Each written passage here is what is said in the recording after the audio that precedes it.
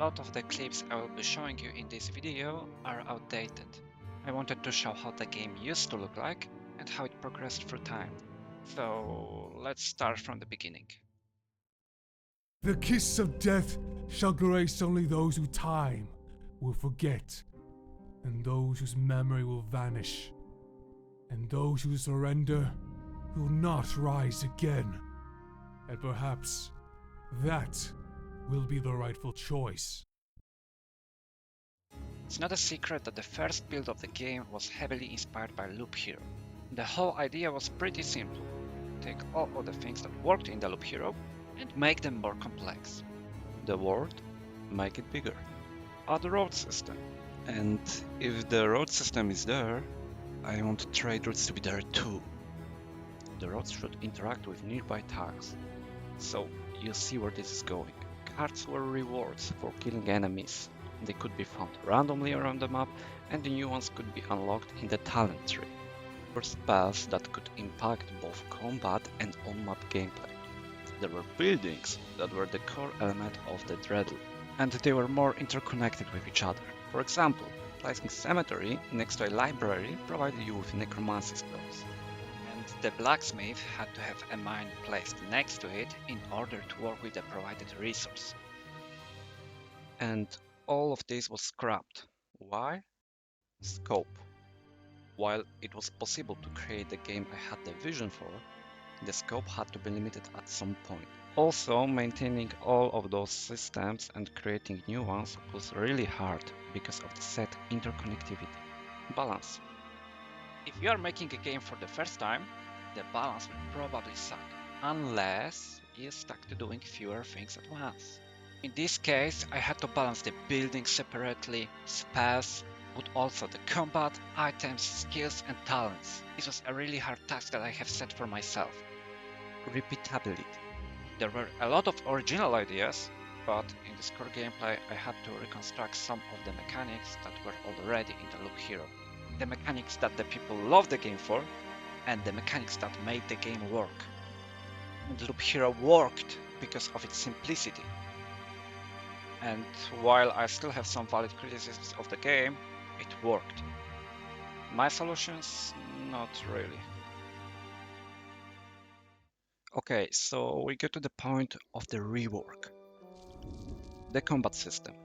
Shifting focus from the fights being about the numbers, I wanted to introduce a more tactical approach to the combat.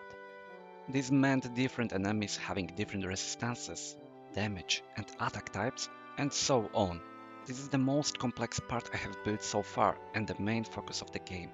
I believe each battle should be a different type of challenge. And this brings us to the next point. The combat system is based on what you might have seen before in the Darkest Dungeon. Pick a skill, strike and end your turn. Counters, synergies and power-ups being your biggest allies. The companions. In the game you have access to different types of fighters, depending on what type of ruler you want to be. This is what made Heroes of Might and Magic so great. Each castle having their own set pieces and types of troops. So instead of locking the player to only one type of fighters, we want to give the player the choice of what he feels would work best. Of course, there will be combinations that don't interfere well with each other. So let me give you an example. Paladins use their holy magic to cast spells, so they often find themselves in a position where they cast one spell that targets both allies and enemies. This can result in giving barrier to your allies, but not always. The undead have really low resistances to the holy damage, so they can lose more HP than they will ever gain from the effect of this spell. So as a counter example, you have necromages and the same undeads. When undead enemies deal damage, they place stacks of decay on the target. The stacks can then be used by the necromages to summon skeletons, golems, and even cast shadow bullets. This is why finding good combinations is important, but even more important is to take a different approach every time you encounter a new enemy. There are places where you can upgrade the fighters for gold if they are behind the team, or enhance their skills. New levels equal new skills, so even the fighters that you have bought at the start of the game can become a new valuable member of your party with the updated skill set. The bandit is the perfect example for this one. His basic variant is focused on striking critical hits and performing stealth attacks. His second form focuses more on placing traps and interrupting enemy skills. His last form is a mix of the first one and the second one, with attacks that inflict bleeding. Be wise to use it with a vampire on the same side, so he can profit from the bleeding enemies. And then we have the world. The core gameplay is centered around traversing a wide map with different biomes and monsters lurking for you. You can encounter different foes while traveling, friendly and not. You can construct a wide collection of buildings from which you can then recruit troops, but it's not the only function of them. Need to get some better gear? Construct a place for merchant to live in. Your army could use some help of the mercenaries. Build a hideout for them. Even the worm-infested fox will lend you a hand if you can manage to control their minds. On your journey, you will encounter a lot of abandoned camps, bandit hideouts, and other structures that can then be reclaimed.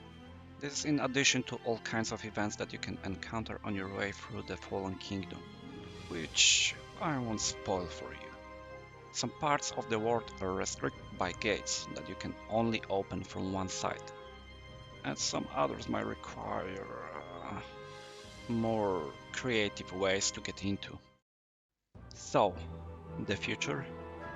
We won't be talking a lot about the most obvious features, like bringing more items, biomes, buildings, and fighters into the game.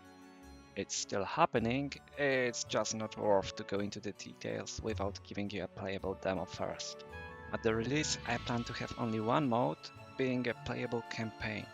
Then, I want to give you the map editor to create your own scenarios.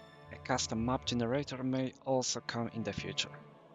The gearing system needs to be reworked, so it won't probably make their way into the demo.